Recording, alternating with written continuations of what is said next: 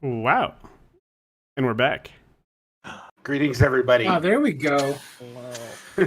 Feels more at home. I got the right. Now- I got the right. Now tweet I'll that splice that. I'll splice that all together, and the podcast will be just perfect. Perfect. We are live. So we is are that- live now For any of on the YouTube. confused people out there, it looks like I made a mistake, and our gracious leader, Matt Evans, helped me correct it. So we're back, and No we're doing worries. a real show.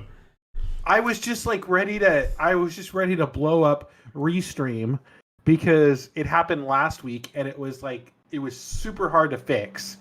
I ended up having to restream. I had to restream the event because I could change everything except for really Twitter, but Twitter doesn't let you edit tweets afterwards. So I ended up restreaming the event afterwards to get it to show up right. But anyways. Wait, Twitter doesn't let you So does edit that mean we tweets don't after need you to go- make them? Nope. What's that? No, Nope. Was that a meme? It doesn't let you Twitter. It's that's like the 2021. ongoing thing Why? about Twitter. Yeah, that is a very common complaint. I thought you were just joking. No, I had no idea. I don't use Twitter that often, so I don't. And I haven't tweeted enough to have gotten into a situation where I've wanted to edit, or maybe I have and I forgot. But that's just weird. And I did something really cool. I'm actually live streaming on my Twitter account too right now, OMG. separately, automatically, so I don't have to go in there and retweet every week, which is kind of cool because that was a pain in the butt. So, but anyways, So, did you say you're going to splice together what we've already discussed to? Yeah. I'll now, try so and we don't need spice. to go I'll and try and rediscuss spice everything? everything. I'll try and spice everything together because I should have. So, with that being said, any other thoughts on the Pixel 5a? I just don't really care for it, but that's just me. I'm kind of over Android. Like I just I had a Pixel 3. I have a OnePlus 8T that I'm trying to sell right now, and it's just I'm kind of over Android right now. I'm really Let's pretend you weren't. Well, I mean, yeah, it's a nice phone, but I think I just No think face unlock. Yeah, no face unlock, and I mean that's just one of the biggest things that I had with the Pixel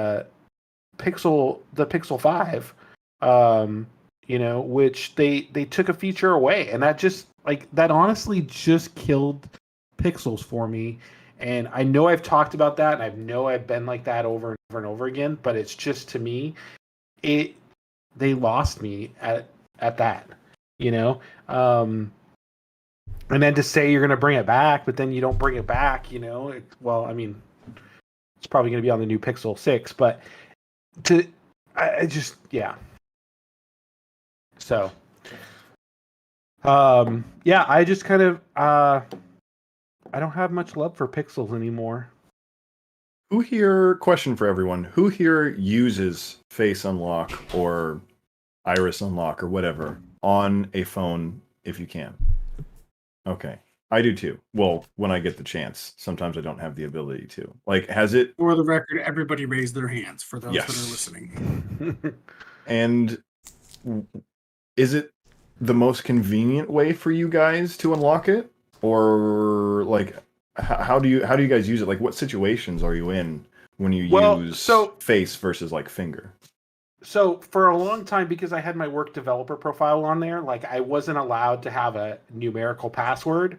I had to have a letter, uppercase, lowercase, symbol, number, password on my phone, and that was that was huge password, and that was very tough. Mm-hmm. So they kind of disabled it right now though, because of COVID and everybody having to wear masks and everything and stuff like that, because constantly with a mask on, my face was blocking me from doing it. So that was a big downfall. They kind of disabled it, but now that I have the watch and it authenticates through my watch when I'm wearing a mask, it's super, super convenient. So, but before that, that's all I used, because it was just so so easy. But like, yeah. Other than that, like, I hate entering. So I wear a mask almost all the time, especially now that we're back in the mask mandates. And the unlocking from the watch is nice. Although I honestly have to say it only works for me about 85% of the time. Well, you are running a It, beta. that is true. Even the last time that I was really worried, because I got to the Well- point where I work in a back room, usually by myself or one other person, so I wasn't wearing masks all the time there for a little bit. But even when we were wearing masks all the time when they first rolled it out, it still only worked probably about 85%. I mean, it wasn't very often that it didn't work, but those few times that it doesn't work is a little bit of an inconvenience. Because then I gotta wait for the passcode thing to pop up. Then I gotta enter my passcode. There is no option for fingerprints or anything else other than your passcode or your face Oh, on iPhone. If iPhone had a built-in touch ID thing, like they rumored to be testing, kind of like how OnePlus you could have both the fingerprint and the Face ID. That would be my preference. Face unlock would still be my go-to, but in a mask world, it would be nice to have the fingerprint as the backup, especially for those few times that my watch doesn't work. yeah. That's all. Uh, It is nice that Apple brought that feature, though. I mean, like I said, it works most of the time. I would check your settings because when I got one of the beta updates, it actually turned off my Apple Watch from unlocking. So I would double check and make sure it's turned on because that was a big problem for me, and I noticed that. It's under a phone setting, not a watch setting, right? It's under Face ID and passcode, I think. I used to not like unlocking with Face ID. It's not called Face ID, but it's Face Unlock on Android. I used to not like it. When I first got this phone, I stuck to the fingerprint scanner because that was my favorite. And then every time I would put my phone in my dock in my car, and anytime I got any notification, my screen would light up and it would see my face and it would unlock. And it was really, really, really annoying. Yeah. After I switched to iOS and did the whole entire iOS video, which you should watch, I decided to turn Face ID back on and give it another try, and they patched that issue I was having to where it was unlocking in my car. So I've been just using Face Unlock ever since because my hands get sweaty, and so the fingerprint scanner does not work with sweaty hands. So it's just faster to use Face ID to unlock, which it's been great. It works really well. I like it. Just convenience thing. It sounds like it fits into the way. I mean, for Matt and Roy, it sounds like you guys. I don't know, Matt. Would you even like a fingerprint scanner? Or are you like completely fine with Face ID? I don't think I need it. Like, so for example, on the iPad, I went from the iPad Pro to the iPad Air. The iPad Pro had a face unlock system on it. The iPad Air has a fingerprint unlock on the power button. But so I kind of downgraded in that sense. But again, it was such a. I don't use my iPad as often as my phone. So I don't think I would, with the watch being there, and as long as they don't take that away, like I always have my watch on. So if it for some reason couldn't authenticate because, it couldn't see me properly or something like that, it authenticates off my watch, which is totally fine with me because I always have my watch on me. So yeah, I don't think I would benefit from having a fingerprint, and I would be totally fine with that if they never brought the fingerprint scanner back to the iPhone. Well then, How about you? Me, well, so I have I use a Samsung Galaxy S8, and that has iris unlock, and I work in a place where I have to use gloves. We're using freeze-dried proteins like chicken and stuff, so I can't really use my hands with that. I have to have gloves. can't unlock my phone with fingerprint with gloves, so I have to use iris or mashing the what is that? Oh. Do you need a OnePlus? I don't need I'm at my capacity for this month on new devices. Maybe I'll hit you up next month or something.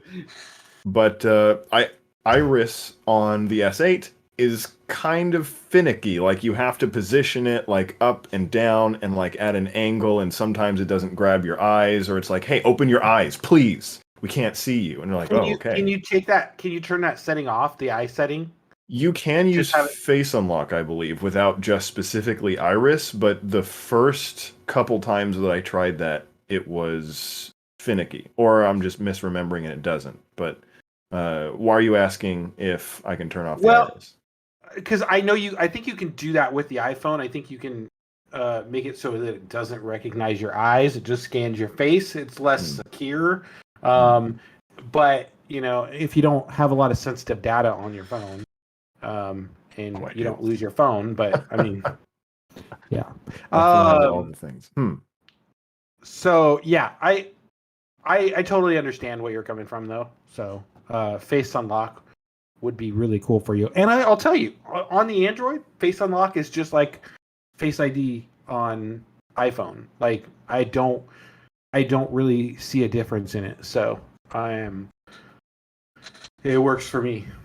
So because you guys have watches that can trigger the unlock on your phone, like that's an interesting position compared to like where I am, because I really like fingerprint unlocking. Like whenever I grab my phone out of my pocket, or whenever I'm, I don't know, grabbing my phone off the table, like I just naturally go to the place to unlock the phone, and having to like flip it and then have it look at my face and wait even for a couple seconds seems less intuitive or natural than the way that I guess I've adapted to using the fingerprint. So I will say when I raised my phone up and it's automatically unlocked. Like you don't have to go directly over your face. Like you can just bring it up and it'll pick up your face. There is Rory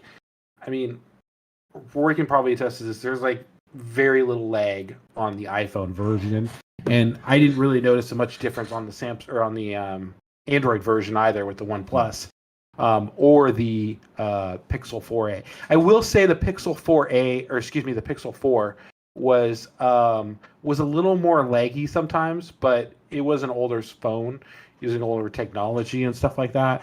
The OnePlus was a lot faster, which is a newer phone and obviously made by OnePlus instead of it. But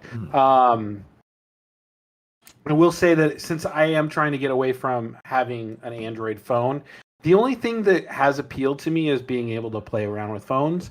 And one of the things is the Nord series. It's just cheap enough that it's great second device. So if I ever did want to play with Android in the future, a Nord device might be more of what I'm going, just because it's such a better affordable cost than it.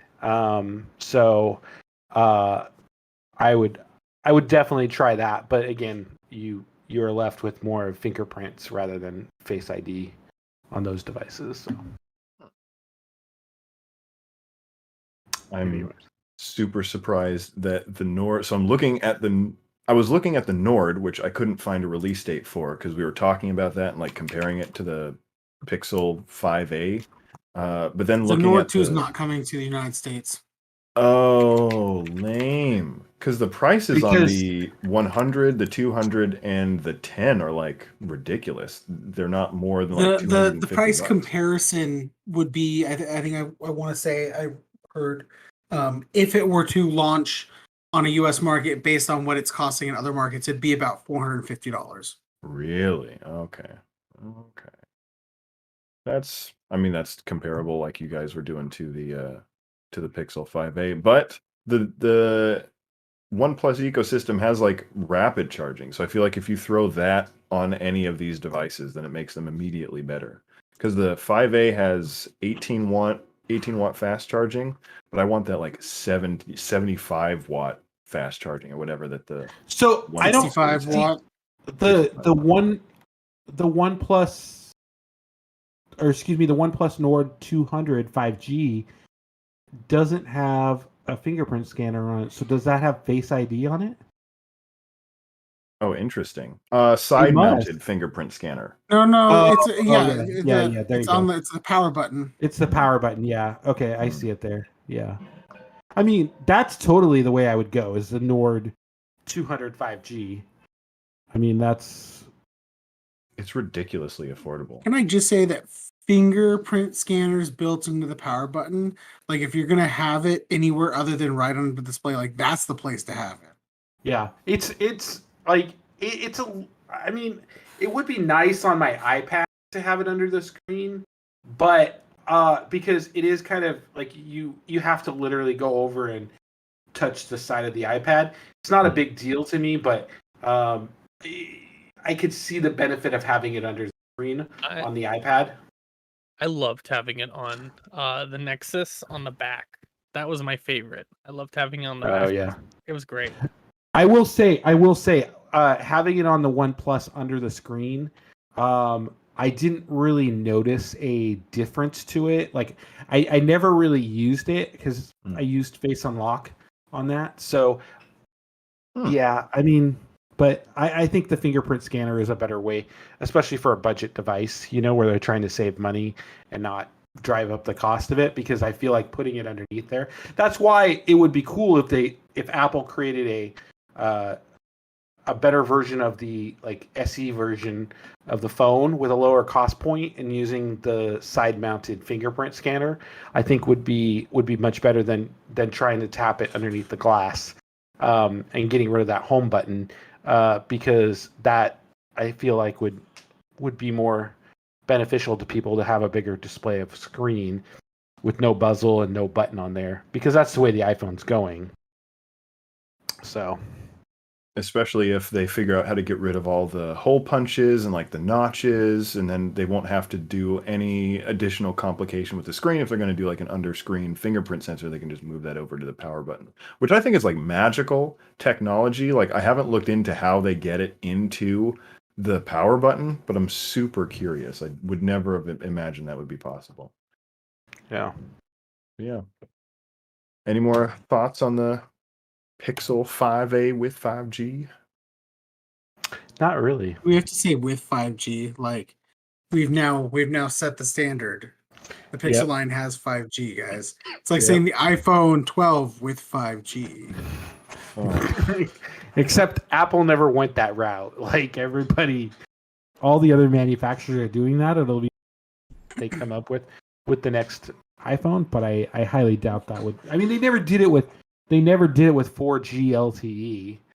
Well, it's just that almost like every phone that comes out right now, they're bringing out with 5G. There are very few non-5G capable phones coming out that they should now say the Pixel 5a with no 5G. Bucking the trend. Also, so this phone was just like blooped out, right? There wasn't any fanfare. There wasn't a lot of like hoopla about it. They're just we're releasing the Pixel 5a. And they don't really do that though with Pixel devices for the lower end quality anymore. I don't think they did that with the 4A 5G. That was announced at the same time as the regular 5, right? No, there's like a month difference. Yeah, there was a month difference, and then it was also. But like the press release, launched they launched the 4A first, and then they launched the 4A 5G. So they created two versions of the 4A. Now they're only creating one version, I believe, which is just the 5G, which is a smart way to go because everything's 5G now. Yeah. That's what they did. They announced the 4A, and then the 4A 5G and the 5 got announced together.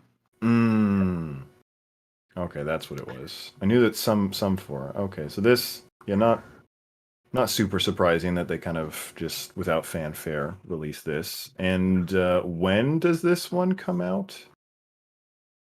Very soon. I don't have the exact date off the top of my head.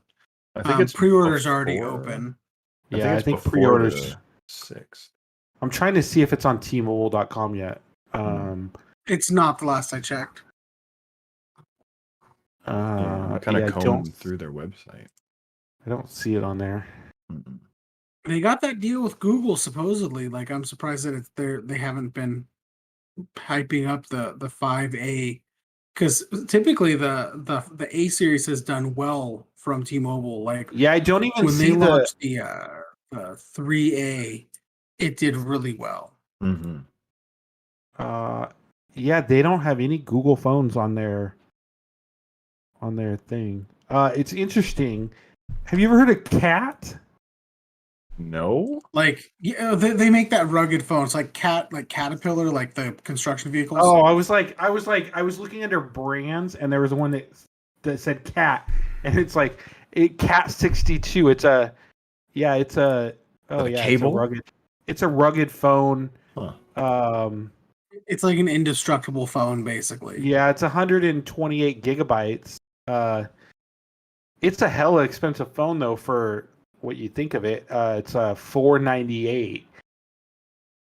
It's Which so is like, small. That's $500, and look at the screen. Like that looks ugly. Like It's why would you 2160 by 1080, and it's why it's would you a spend that much money on that phone? Like, is a 48 megapixel rear camera cool?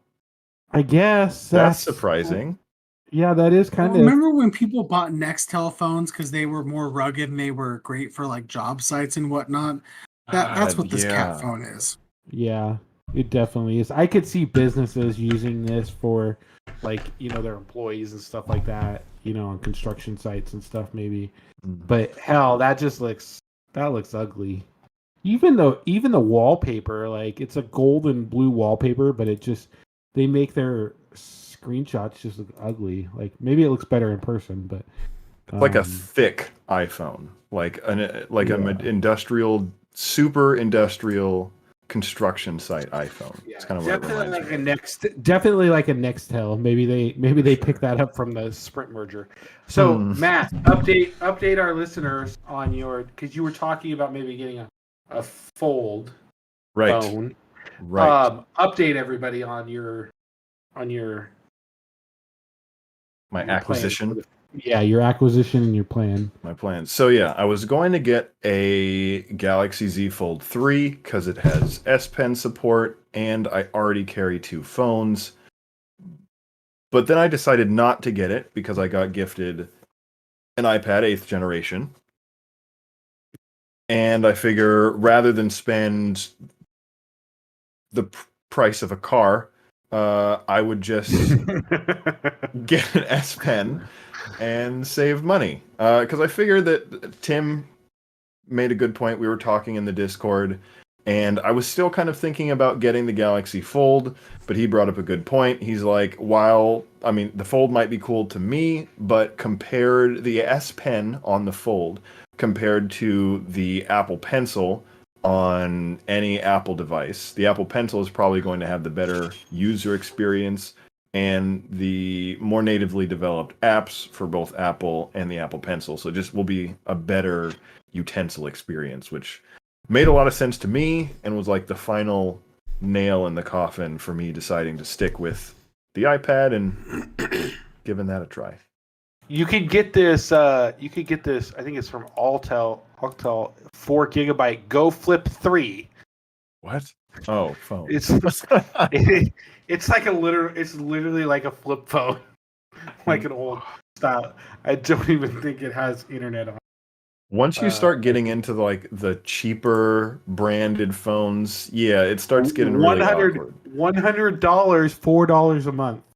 Hey, but you still have to put $4 down to get that price. 90 ratings, and it's managed to earn 2.5 stars. Yeah, that is 4 gigabytes of memory. What do you use for 4 gigabytes of memory on this? That other Cat phone only had 4 gigabytes of memory, and that was a smartphone. This is just a flip phone. No, the Cat had more than that, didn't it? No, it had 4 gigs. No, the Cat had 128. That's memory. I was thinking RAM. Memory. Yeah, storage. It had 128 gigabytes of memory. Jeez. This is giving me reminders of being a kid and playing Snake on my mom's phone. And I'm sure you could get Snake on this phone. It's nice though. The The cat comes with USB-C. Mm. And it's got a Snapdragon. It's got a Qualcomm Snapdragon 660 in it, which is not bad. It only supports 4G LTE though. Rough. Like literally, how do you sell a phone like that to somebody for? They have a business credit card. They don't have to ask questions. They just have to buy things. The people that are getting that phone, like these numbers don't have any relevance to them. Yeah, probably. If anything, they hear like 4G and they're like, "Great, I'm not going to get that 5G poisoning." Yeah, there you go. It's funny. It says supported email accounts, Apple Mail. I don't see a headphone jack on here. I don't see one either. Maybe it's on the bottom, but they're not showing the bottom. It doesn't. I don't see it. Yeah, I don't It's see not it. in the specs. But Plus. yeah, and I wonder if you get a wireless charger too, because I don't see wireless charging on there either. Oh, I would be surprised. That would be interesting. On this like thick cased phone to have wireless charging, it looks like it has some kind of like adapter prong situation on the back bottom of the phone too. Like there might be some type of accessories you clip onto this. There's two copper circles down at the bottom. Yeah, So it has I'm its own wondering. MagSafe. I'm wondering if you could put an extra battery on there and get more battery life out of it. But it says that it has 23.8 hours of talk time, 26 days of standby. 23.8. That's a lot of talk time. So, I mean, I don't think I talk that much in a year. You know what else is a good amount of talking time? The next hour we have for the main show. Y'all ready to get moving on? Yeah, let's do it. Let's do it. Show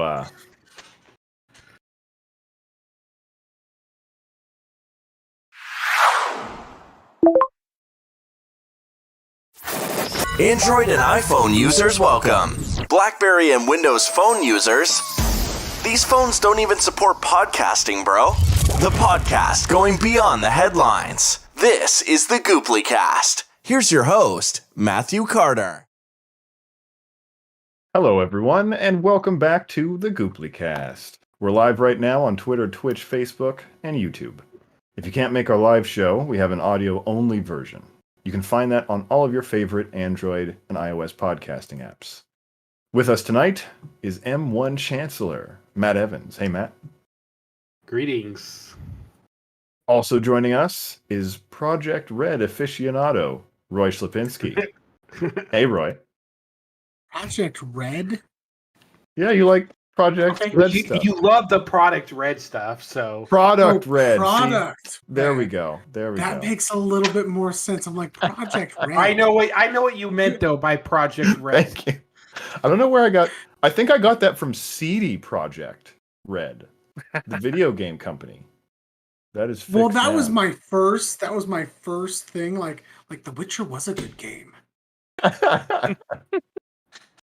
Anyways, we also have with us host of Cooking with Tim, Chef Tim Van Claveren. Hey, Tim. And go to Chef Tim VK on Twitter right now and vote for Morning Brew with Chef Tim. Go vote. Live update. We are 6 votes in for yes, yes, yes. Oh. 36 people. There's 5 of us. Good job, follower. Who is this one person? I wonder. I have a Zoe. guess. Yeah. She doesn't have a Twitter. I don't. Who? You should have Zoe go. We should have told Zoe when she was on here earlier. Somebody should text Zoe to go vote for it. And I didn't retweet this, which I'm going to do right after I say thank you to Joseph Meacham for directing the show tonight. Hello, I'm here. He's here. Hey, what was up with that? What- What's up, gamers? Like, What's up, gamers? There you go. is that my catchphrase now? Yeah. Yes. How's it going, That is gamers? that Happy is- to be that here is with 4 of my trademark. friends. I hope everyone's doing well. Thank you. That's much better. Oh, that's fantastic. I'm glad y'all liked that. I thought the bit was getting dry, but now I know the bit is still fresh as ever. It is not. Keep it going. It's a staple of my Monday, honestly. Mm. Joseph, you mentioned that you hope we're all doing well, and most of us are doing well, but as I'm sure everyone here knows, T-Mobile is not doing very well. And neither are the nearly 50 million customers that have been impacted by their most recent data breach. And I am one of them. I got the text. I got the text. Yeah. Did you get a text? How does it read? No. Can you read it to us? Yeah. Let me find it I'm here. very curious about the verbiage. With all your personal details, please. Social security included, please. Hold on. I got to find it. We want to It says- compare it to the hack. It says T-Mobile has determined that unauthorized access came with some of your personal data has occurred. We have no evidence that debit/credit card information was compromised. We take protection of our customers seriously. We are taking acts to protect your account, your T-Mobile account, and we recommend that you take action to protect your credit.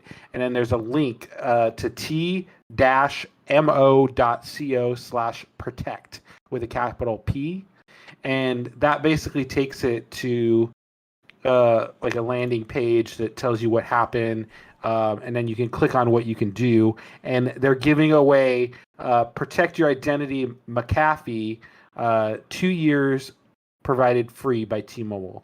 And then you can claim it. And then they also advertise their activate their Scam Shield app too. That gives you like caller ID, scam ID, and that's free to all customers now. Quick question. Well, it was free before, but Do they use the term giving away when they talk about the credit shielding or whatever? No, it just says protect your identity with McAfee. Sign up for McAfee ID theft protection service, free for 2 years, provided by T-Mobile, and then it says claim now. Okay. That's really good phrasing from them. Yeah, no, it is. I'm sure their legal went over it with a fine costume. They have already. There two class action lawsuits have already been filed. On behalf of customers. I'll just say I wasn't surprised. I mean, I've been with T-Mobile for so long, so I wasn't surprised that I was affected by it. And as a side note, I was affected. I looked through my texts, and I guess I ignored it when I got it, but I got the same text as you. Yeah. So, I guess. I didn't get it. Yeah. Not yet, at least. Don't worry, you may I haven't gotten Still it get yet. it. You know how these things have aftershocks like a month after, and they're like, well, it looks like 140 million more accounts were compromised than we thought. So. Yeah. Yeah, I mean, I'm sure their investigation is going on. I was kind of surprised that they were giving away McAfee. I don't know. That's how come you were surprised? I don't know. I don't know. I just. No reason, I guess.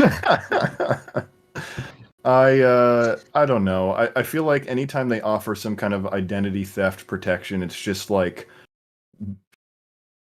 I wonder if T-Mobile has like stake in McAfee for some reason. Well, and I think they do because I think they sold that. I'm wondering that too because I think they sold that as part of. I think they sold like McAfee apps that you could download from the Android store and stuff like that for spam and stuff like that. So I want to say that they did have some. I don't know if there's any apps on my iPhone that is there, but I do want to say that there was something with McAfee by T-Mobile.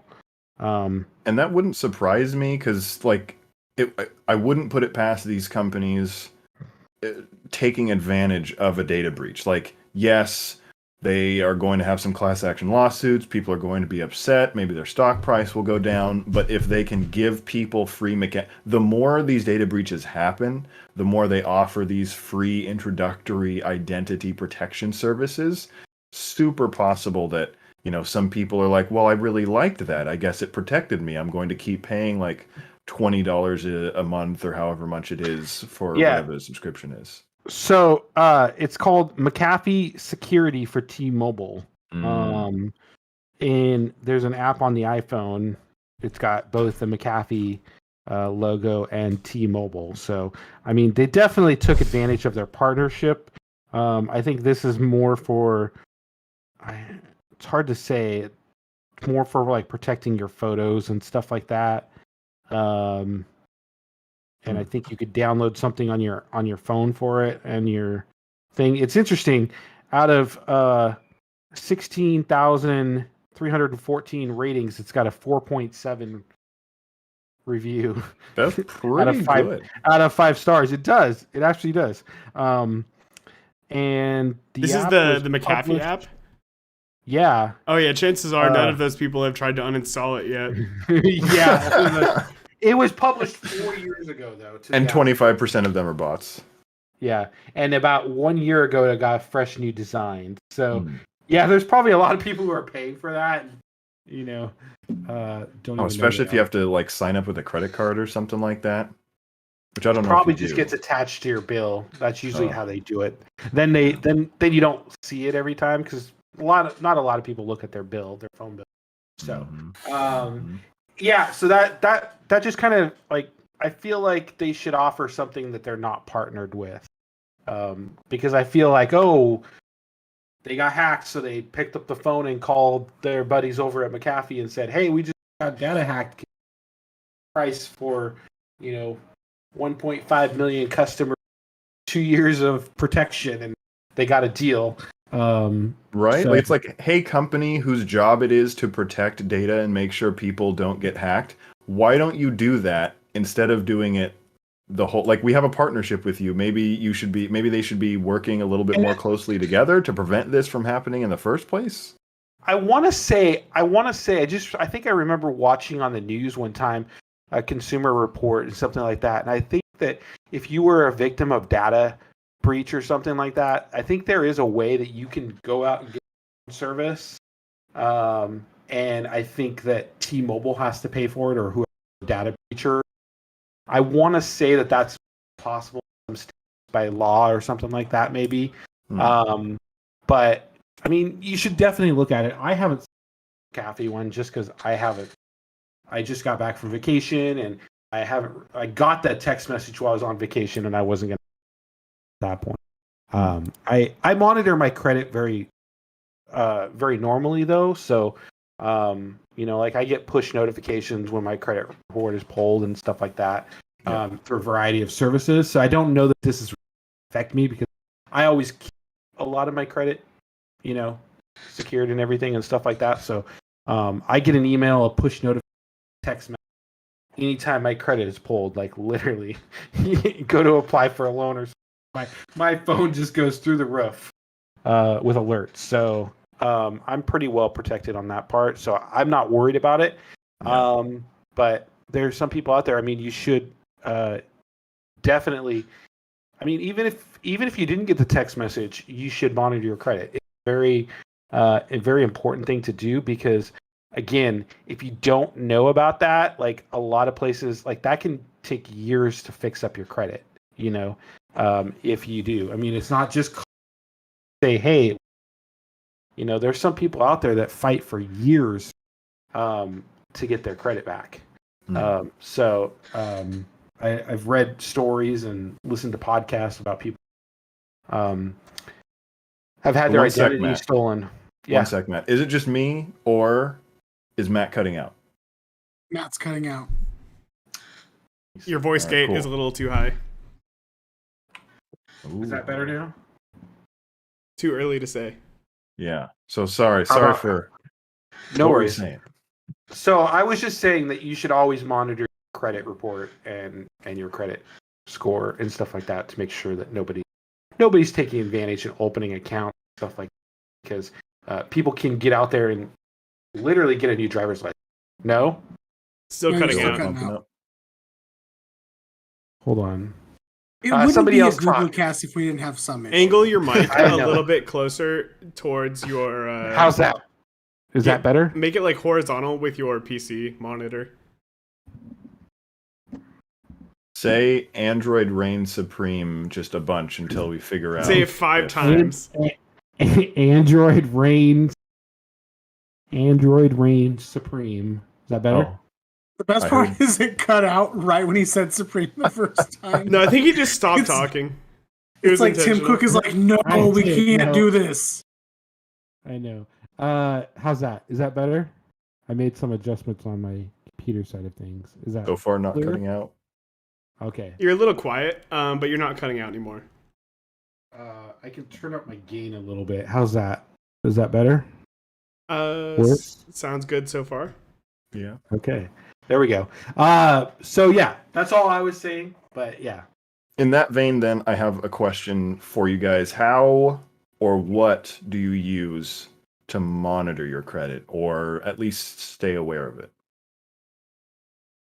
I use Credit Karma. It's free. I mean, I know they probably sell your information somehow in order Credit to use Karma, it. I but that's- think, is owned by Intuit, which is no, that might not. Let me double check that. Sorry, keep going. But yeah, I use Credit Karma, and then I also have another service that I don't know what it's called. I'm sorry, but I do have another service that monitors my credit as well. And I want to say it's I'm maybe through H&R Block or something. I got it years ago, and I got like I don't know, it was like a lifetime subscription or something. And so I don't know who it's through, but I get a push notification or a text message every time my data's pulled. Anytime there's a data involving my information out there on the send everything out to it. You're What cutting did out you I again. do? heard, laughing? I heard like data like 3 times, and that's all I heard. What the hell? What is the Your- what's the setting on the back of your Blue Yeti look like? Matt's vocal transmissions are being Is that breached right better? now. Is that better? Is that worse? Worse. No, I mean, we won't know you're till we turning the talk. gain. I want to know what the like picture looks like. There should be pictures back there. There's two little. Yeah. Literally none Yeah. of that came through, so that's not the great. That's not the right one. Does it look like two Yeti? Just like, how's that? Is that better? Yeah, turn your gain that down better? though, because you're peaking. Okay, is that better? For now, yes. Okay, I don't know what it is. I have not changed any since we do this Nah, podcast. you cut again. Okay, Do you so have- you I make forget. it. Do you have the one that looks like a butt? Yeah, that's the one that I was on. Yeah. Okay, so turn it to that one, and then turn your mic around. The mic picks up from the front, right above the light when it's on that setting, and that's the best setting on a Blue Yeti. You want the blue logo facing your face as you talk. Yes. You have to be advertised to. Is that better? No, you don't want to talk into the top. You want to talk into the front, right above the light. Right above the light. Yes. So yeah, you want to twist the microphone Yeah, you want the logo towards you. towards you. Yeah. Okay. This is great. We're doing Right. mic tutorials here. It's great. There we go. Is that better? Yeah. Now turn the gain down. Okay. The gain should be at like 25% up. There's no real markings on it, But is that better? I turned it down a little bit. Yeah. Now tilt it back a little bit. Like the gain? Oh no, the mic. It sounded really great for a second. Like that? That sounds Yay. good. Okay. Okay. Fingers crossed. I was ready to shoot off a text to Comcast complaining. Yeah. Well, tell them about your thing. They were probably trying to hack our Comcast this morning when they or this evening when they called you. Oh, okay. So, I've been looking into data breaches just to kind of familiarize myself with the avalanche that happened during 2020 and 2021. And I get this call while we're prepping for the show, and it's this random guy who claims to be from Comcast. It's kind of hard to understand him. So I was like, my mind was like, this is suspicious. It's just a random guy calling from Comcast on a number that isn't Comcast, which I have Comcast saved into my phone. And I don't know if I trust this. But I'm moving, and the guy knew that I was moving and knew that I transferred my service over to my new apartment for when I move. So I was like, okay, this is all clear. But I was immediately like worried that my phone was being tapped into, or that, I don't know, this guy was trying to like fish information from me. It was super suspicious. If it But no, makes they you were feel just better, trying to- Matt, one time I moved and I had Comcast, and the apartment that I was moving to, like they had some weird exclusive deal with Comcast, but it was a like independent contractor that managed the installs for Comcast. And that's who like did it for me. And I want to say that at some point during the point that I had told Comcast that I was moving, and the point that he installed, he did call me from his cell phone. But like Comcast had told me that I was going to receive a call from the installer. Oh, So okay. like, so I'm not saying that's what's happening in your case, but if it somewhat puts your mind at ease, like I had a similar experience as that. It does. It does a little bit, because I know that some places have weird contractual agreements with Xfinity or Comcast or whatever, where it still goes to that location, but it's the only type of internet that can be there, and then they have some like special deals with people who service it. So that does make me feel a little bit better, actually. But yeah, so in talking about data breaches, there was a lot last year, and like T-Mobile, Joe, could you pull up the article that I had for T-Mobile? Because I want to read just the first little part of this, just so that we can get everybody on the same page. So this is from identityforce.com. They wrote an article about kind of what happened with T-Mobile. It says, on August 16th, 2021, T-Mobile confirmed unauthorized access to its data in a breach that has affected over 50 million customers. On August 17th, T-Mobile broke down that number, stating that the breach affects as many as 7.8 million postpaid customers. That's Matt and I. 850,000 prepaid customers, which are... I didn't know that T-Mobile still did prepaid. I wonder if that includes things like Sprint and Boost Mobile and whatever their other ones are. Oh, interesting. What is it? Metro PCS, I think, is owned by T-Mobile. I think that's a Verizon one. Yeah, but no, Metro PCS is from T-Mobile, but they, I think they said that they were not affected by the breach. Well, that's good, because I like Metro. It was weird that they were bought by T-Mobile because they were doing great by themselves, but that's just my opinion. And then go ahead. And then it goes on to say that just over 40 million former or prospective customers who had previously applied for credit with the company were also affected. So if you have even attempted or were thinking about making an account with T-Mobile and put some information in and were like, nah, this ain't for me, even you could be affected by this data breach. Yeah.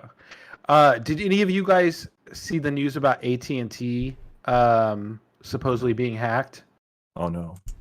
So there's a notorious hacker game out there on the dark web right now that is claiming to be selling 70 million AT&T subscribers' personal information. AT&T has come out and said they were not breached, and that the data is not coming from them. So it's kind of different from what T-Mobile is, because T-Mobile has accepted the claim confirmed during their investigation that they were hacked.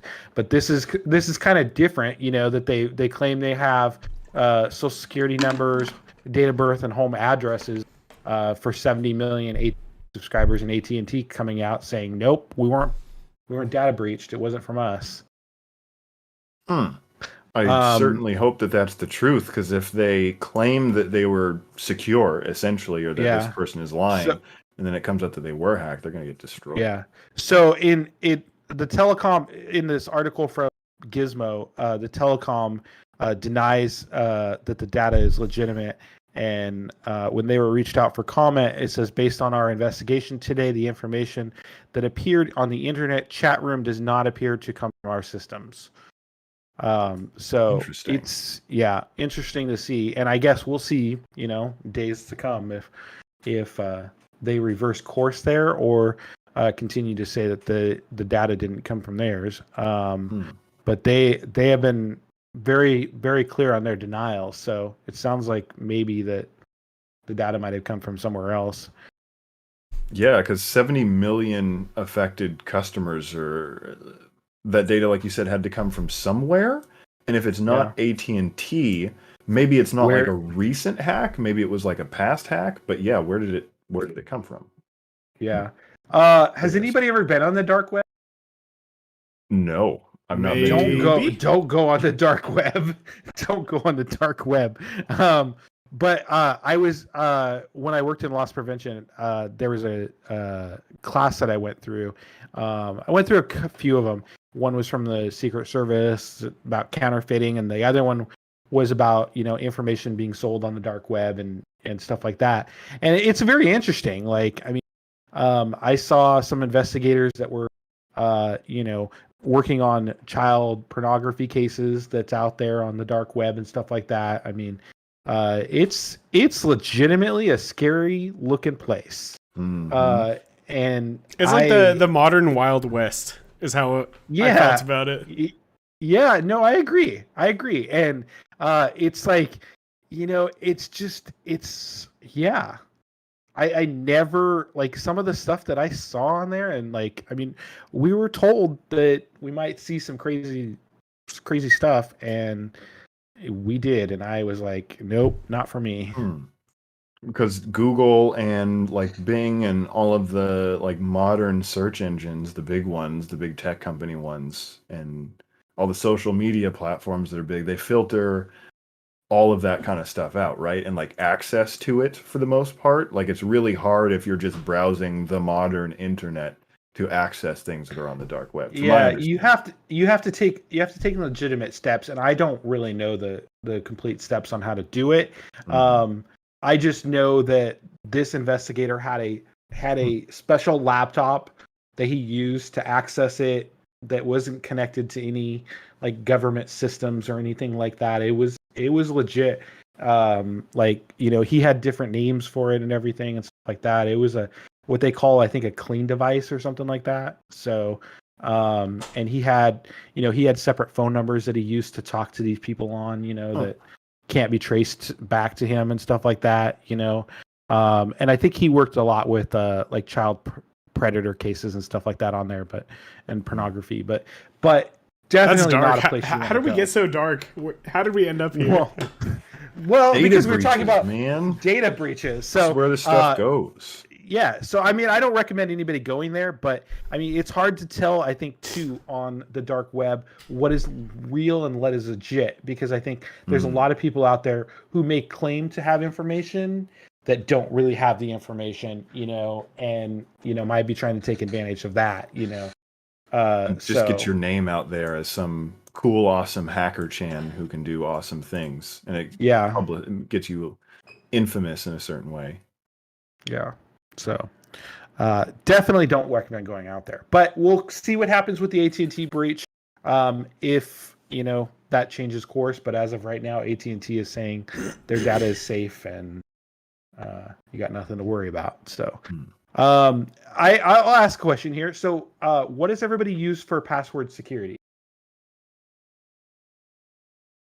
I use 1Password. And Tim uses LastPass, I use right? password 123. Last name 123 question mark. There's my password.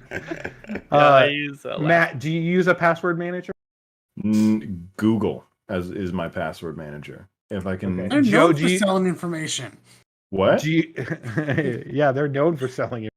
Oh. Joe, do you use a password manager? Yeah, I have a subscription with Nord.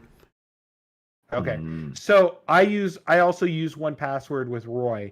And one of the things that I like about 1Password is it tells me if my password has been compromised in a data breach. So I can go into it and I can go right up to my account and I can filter out passwords that have been it's called Watchtower, I think. And it says that I have 42 reused passwords. A lot of them are services that I don't. I have 59 weak passwords. I have a bunch of them, but right there it'll tell me if I have passwords that are affected by a data breach, and then I can go in there and change it. And then it also, it tells me I have 41 services that offer two-factor authentication. I have 1Password that's expiring. Very good information though on your password. Just what I say is your information is stored on the internet, and your password is the only thing that is keeping people. If your password gets leaked in a data breach, which can happen, then they can get access to it. If you use the same password, like I had this email coming from this. It kept going to my spam box, but this guy claiming to have my password to my Gmail account, and that he sent out nasty pictures or whatever to all my contacts and stuff like that. And the password was very similar, but it wasn't quite the password. But it looked very similar to it.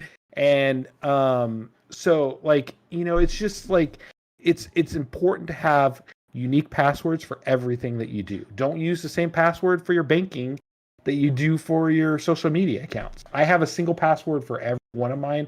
And then 1Password automatically fills in after it authenticates me that I am the person. So I just type in a password, and then it opens my password vault. And then also my two-factor authentications are in there as well too. Yep. So when I sign into Facebook, I sign into Twitter, it's filtered into that and takes in that. So there's a lot of things that you can take to protect your identity, especially with passwords. Because passwords can be cracked, and they're kind of weak, and account takeovers are usually pretty popular. So, yeah. Kind of a silly thing for me. I never took passwords all that seriously.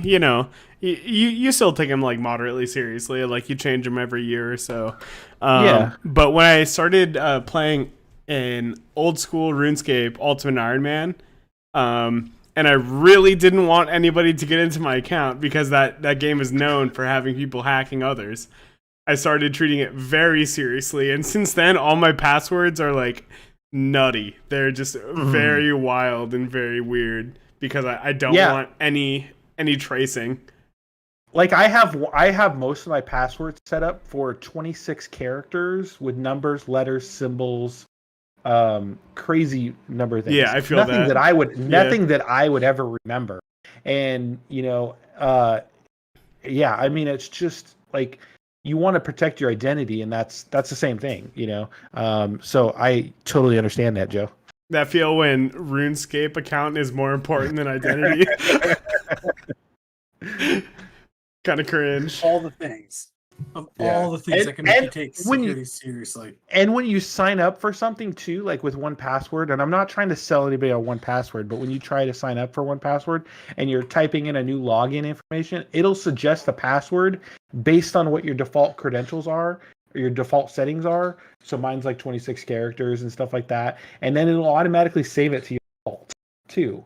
And I have a special vault that I can't, if I were to go out of the country or something like that, that you couldn't access that vault on a mobile device. So you'd have to be on a physical device. Oh, and that has interesting. a lot of my banking information and stuff like that. So I can secure that vault from traveling so that they couldn't get in there too. And then another security feature that I use too, like I've wiped my phone one too many times because I felt like I lost my phone because I couldn't find it, and so I've gone on to Apple.com and wiped my device because I don't want anybody getting a hold of my 1Password. So, I mean, it'd be pretty hard to crack my 1Password password too, I think. But yeah. So, anyways, I'm a big supporter of password managers. Whatever you use, 1Password is my choice, and I feel like they have great services to protect your information from being compromised. So I would say, because Matt, you said you use Google. I don't think Google monitors the dark web, stuff like that. So I would definitely look into password does, because I still use Google for some ways. Like Google saves some of my passwords, but it's nothing like super important. And those type of passwords stay in my 1Password. And when I log into it on Google or Android, it authenticates with my password or my face identification through Face Unlock. So, yeah. And Tim, does 1Password do anything like, or LastPass do anything like? I don't think they do anything with monitoring on the dark web. That's a pretty cool feature, but they do suggest passwords to create, or pretty much everything else you mentioned they do, just not the dark web. Yeah, and I don't know for sure if they're monitoring the dark web. I know they're monitoring data breaches. I don't know if they actually monitor the dark web. I should say that. But I do know that they tell you if you're compromised, so they have access to some type of database. So Google does that too. Like if you go into their password manager, they'll give you a list of all the passwords that they have that you've input into their system. And on each password, if it has been exposed or compromised, it'll give a little tag in text underwise that says like found in data breach. And then it'll give you a clickable button right next to that password to go to the website that you registered at and change your password. So it kind of lowers the so it friction a little does. bit. And actually, there's a way to like force it to check in real time. Like right now, I could click a button and it could check all of these passwords to see if there's been any updated information to see if any have been breached. Nice. It doesn't sound as like flexible as 1Pass, or is it 1Password? Because it sounds like that's 1Password. Yeah. Does that go into apps, not just like a web browser, but like other apps that you have with passwords and stuff? I mean, you can do the same thing. You can tap on it and hit login, and you can either set it up to use the 1Password web browser, or you can do like your default password or your default browser, and it'll do it. But it has extensions in Chrome. It has extensions in, I mean, it even works with iOS. Like you can even set up 1Password as your default manager instead of iOS keychain, which I don't use because I just feel like keychains is nice, and yeah, it stores your password, but like I just like the features of 1Password better, and I can also share it. Like I have so my wife and I share logins for like everything, from streaming services and stuff like that, and then she gets access to all of those too, and our Dyson account, our Good to Go Pass, all those type of things. She has access to all of those via our shared vault, and stuff like that. So, I mean, that's interesting. Yeah, and you can sort them by tags too and stuff like that. I've started trying to organize better and stuff like that. And I mean, I've been using 1Password for years though. Like, I mean, I've got passwords that websites that don't even exist anymore. So, yeah, so definitely worth checking out. And like I said, I'm not trying to sell everybody on 1Password. I'm just saying using a password manager secures your data a little more. So, one of the things I also wanted to talk about is ransomware. Because I know that that's becoming a more serious threat. Has anybody ever been ransom? I haven't been compromised by it, and I haven't been associated, I think, with any institutions that have been compromised by it, at least not directly. My family has. Really? My mom's husband downloaded some really shady shit.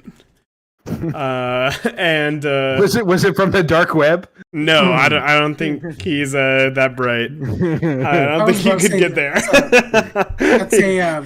That's a very funny way to say some. No.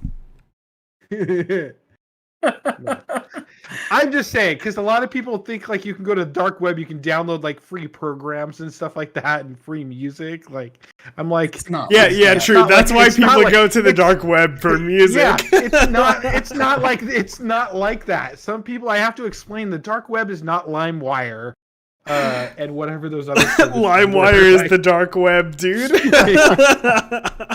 There, a company that I worked for, I did IT, and I was going through the server, this was when I first started. I was going through the server and all the files that we have, and on the server, deep in the shared folders, there was a WannaCry failed to launch, but it was this close to launching, and it had everything ready to launch, except even like the text file that had the where to send bitcoins to was on there. And What is a WannaCry? oh, WannaCry makes you want to cry.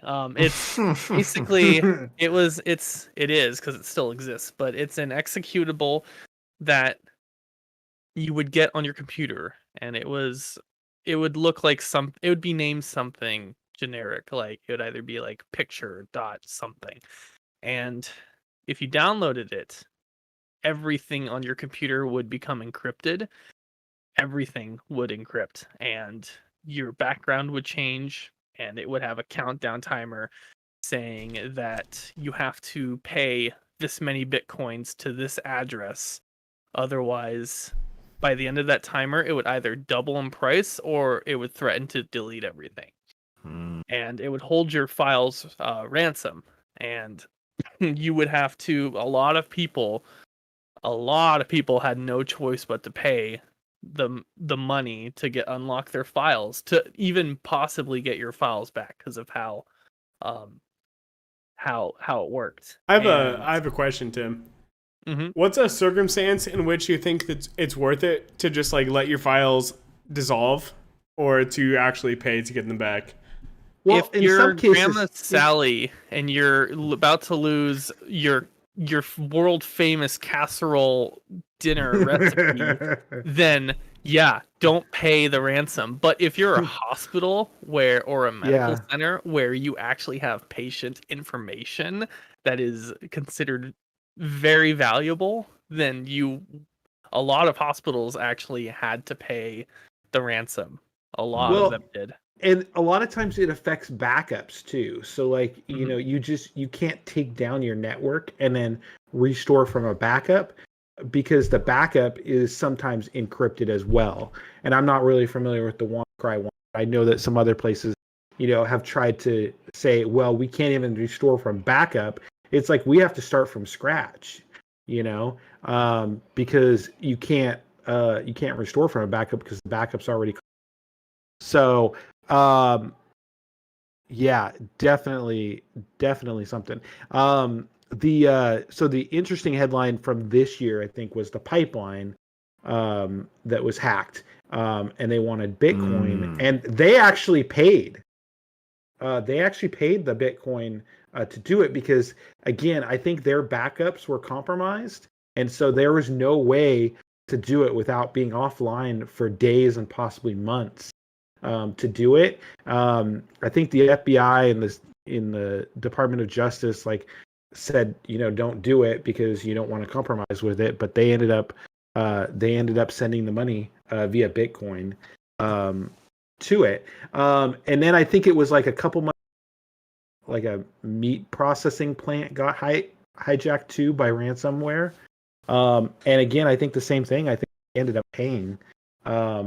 Because that was the only course of it. So, yeah, I mean, ransom is very serious on what you do. If you're a big corporation or like a hospital, like Tim said.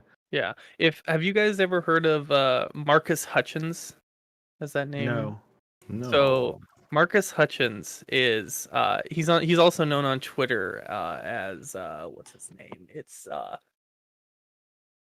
malware tech on Twitter. So there's a great video. I'll link it. But basically WannaCry pretty much started in May of 2017. That was when it was first discovered. Its originality, I believe it came from the CIA as something. It was leaked from there. They were using it for something, and it got leaked out there and got a got held by hackers, and they were able to make WannaCry.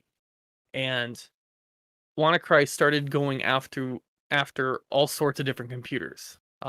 Everyone was getting hit with WannaCry, and then um, Marcus, he was looking at it. He was working at the time was working for a malware company that was going against malware, and when he was looking into it, he started to realize after looking, he inspected it onto a virtual machine and was noticing it was pinging a domain, and he looked up and he's noticed the domain was not owned by anyone. So he went and bought the domain and loaded it onto a server, and all these people sending Bitcoin started hitting him. And he was able to put a stop pretty much to WannaCry for pretty much the big attacks. It's been fixed. Most of it has been fixed. So if you do install WannaCry and you do pay the Bitcoin, it will go to the hackers. But at the time, this was stopping so many companies from getting hit or paying the ransom and saving them. So he pretty much became a hero overnight because he was able to stop WannaCry. Just by being like, oh, that website is known. I guess I'll go and buy that. I mean, it was a little bit, I believe it was a little bit more complicated than that, but pretty much that was what he did. And it's a fascinating story. I'll link the video. It's a really good video about it. And apparently Yeah, I he never gets heard of it. arrested by the FBI as Yes. a result of this. There's a big backstory. He's used to do hacking when he was in like middle school, and I believe they caught on to him when he was like, once they found out who he was, he got in trouble in Vegas and got arrested. He's clean now. He got out of prison, so he's all Oh, he actually went to prison. Yeah, I'll definitely send the link for that because I'm curious what the heck happened to this guy. Me too. Yeah. So, does anybody use virus protection on their? I use it on my clients' computers. ESCT. I don't use it on my own personal computer because I've just, after years of using Windows and not being dumb, I kind of feel like with good judgment, you don't need security software. But when it comes to a business, I decided we bought a license for it, and it has paid for itself a lot. It's been a great investment for the company. I'm kind of the same way, Tim. I use Windows Defender or whatever it's called now. It works great. It's been good for me. It gets enough updates. I always assume that the only person that would hack my computer is Microsoft itself, and they'll break it for some reason. I feel like they're doing, or Comcast, exactly. Those major companies are doing a better job than any random malware has done on my computer. So I'll tell you, I don't use a virus program on Mac either. I guess it's kind of like I don't know. It's kind of up in the air whether you need one or not on Mac, because iOS security or Mac OS security is pretty tight as it is.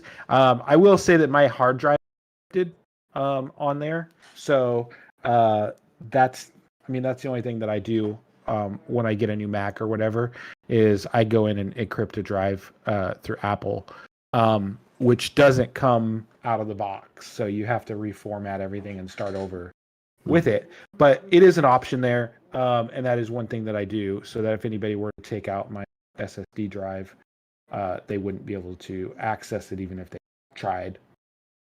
But yeah, do you use one, Roy, at all? No, I mean, I guess the closest thing I would have is the malware protection that's on the Clean My app or Clean My Mac. Yeah, I will say I do program. have Clean My Mac on my MacBook. I don't have it yet on my Mini, but yeah, I do have it on my Mac. So, But I mean, Joe, that would literally be the closest. yeah, Joe, do you use anything? For what exactly? Virus protection at all? Nope. I just use password protection, and I'm very careful about what I download. Yeah, exactly. And I think that's for most people, but I don't know Tim that I'd said- say it's for most people. I would Well, say it's for most but tech. for most tech people, that's what savvy people. that's what I was giving. Most at. people that But get for it, like clients, I guess. for like clients where Get you it, have yeah. lots of businesses and stuff like that, then yeah, you definitely want to have some type of protection on there, whether it's McAfee or what's The other the ones. life? Norton? What's the life? Norton LifeLock, I think it's Yeah. called. So yeah, I so do think definitely- VPNs are very valuable, though, especially Yeah, I for, definitely. for people in Go my ahead. industry, which work in broadcasting and tech. Having a VPN whenever you're doing something you're like not sure of, if you're someone that's not me who's downloading a torrent, like you probably want to have a Yeah. VPN just because it's a safe thing. Yeah. So And, it's a very nice thing to have. Yeah, and I will say, like, I have, like, on my MacBook, I have a subscription to, I forget what it's called, but I have a subscription to Surfshark, and Yeah. like it's like yeah, like that's amazing. Like I use that wherever I go outside of the house. So I love definitely- having my VPN on my phone too. Yeah, definitely. Yeah. Because you never know. Like so, and with Surfshark 2, it recognizes when I'm home. So it doesn't need to set up on my home network because I have strong security at home on my router and everything. That I don't use the out of the box settings thing or the Comcast router. Like, but yeah. Comcast So is anyway, fine enough. yeah, they are. So How do you feel about that, Matt Carter? yeah. What, that Comcast is harvesting probably Well, an incredible amount of data? Huh. They probably knew that you were applying for a new apartment because you logged on to the apartment website and did it. So they were like, "Oh, this guy's moving. He applied for an apartment. We better call him." That's probably how they found out. I can't Honestly, wait till... probably not wrong. No, I don't think so at all. Like, they probably have advertising packages. They collect what people do on the internet. They collect what people watch, and then they sell random advertisements or packages of people's profiles to Google or whoever the hell else. I hope that Elon Musk makes Starlink a thing, and I hope that I can at least get away from these. Xfinity in particular, I pretty much only hate Xfinity. Does anybody use a DSN provider? What is Separate that? one rather than so No. basically you change. I'll have to find a YouTube video, but you can change your DSN settings on your router to automatically switch. I use Google's DSN servers. I can't remember what their DSN servers are. So you're talking about setting your home IP address Yeah, to so something, you but basically also switching it up. Yeah, so you basically use it. So they have so their DSN server, their IP server is 8.8.8.8, so 4 8s.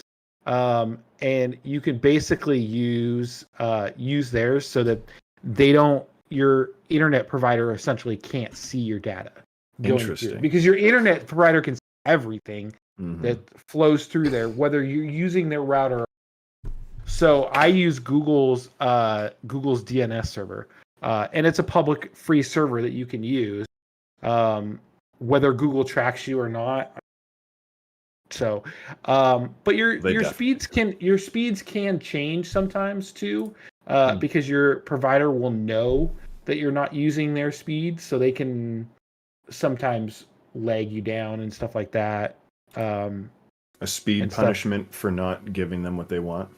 Yeah, but it's definitely a way to keep the internet providers and ISPs out of your home, if you care to do that. So there's lots of videos on YouTube on it. There's lots of public DNS servers too that you can do. You can even use NordVPN as a DSN server and filter it through your router, so that all of your traffic is done through there. So definitely look into those. But again, I use the free one from Google. So, Well, any more comments on breaches, privacy, VPNs or DNSs? Anything else, guys? I don't think so.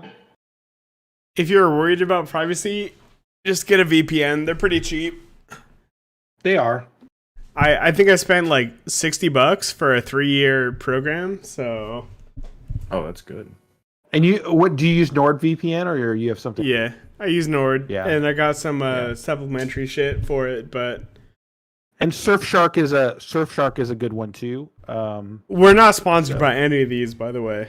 Yeah, not so sponsored. Literally just pick the one that has the best deal, unless NordVPN wants to give us a good deal. But do your research on them. Don't go to some like knockoff one. Absolutely, yeah. Don't buy a VPN that's based in the United States. That's a really bad idea. And Terrible just remember that free VPNs too make money off of yours as well. So paying for a VPN, you get better security, I feel. So don't use Uncle Phil's VPN that he sells on Craigslist. It's not reliable. It's not reliable and it's not safe. And don't pay for it with Bitcoin if somebody emails you saying, "I've got a great deal on DSN or VPN service." But pay for the VPN and we'll give you back your Bitcoin plus double. Cringe. Yeah. This is All right, also like everybody. kind of a weird to explain take without sounding very awkward, but if you understand the what's the word? The institutions in the country that you're buying the VPN, then you can trust it a lot more. So yeah, check out where you're buying the VPN from and make sure that they're not going to just turn their back on you frame one. Yep. Check to I guess treaty rights is usually, and yes, whether they have extradition. If they have extradition to the US, then US can usually gain access to that information. Again, not telling anybody to do anything bad on VPNs, but your data goes over there. So if you are getting a VPN for like privacy, then you just want to make sure that you get privacy. Like exactly. You're probably not doing anything bad, and we don't condone that like by any means. Yeah. But make sure the VPN want your data is cool. to be private. Yeah, you want your data to be private. So. Absolutely. Well, awesome, guys. Good information. Thank you very much, and we want to give a big thank you to everyone here for joining us live on this episode of the Gooplycast. And a big thanks to you if you're listening to our podcast. Look for our replays on YouTube and the podcast version of our episodes on all your favorite podcasting apps, including iHeartRadio. Follow us on Twitter and like us on Facebook so that way you'll get notified when we go live with the show and you can join in. And also for when we share new tech-related content. I've been your host, Matt Carter. For Matt, Roy, Tim, and Joseph, we appreciate you so much for watching and listening, whether here on Earth or in outer space. We'll catch you next time on the Gooplycast.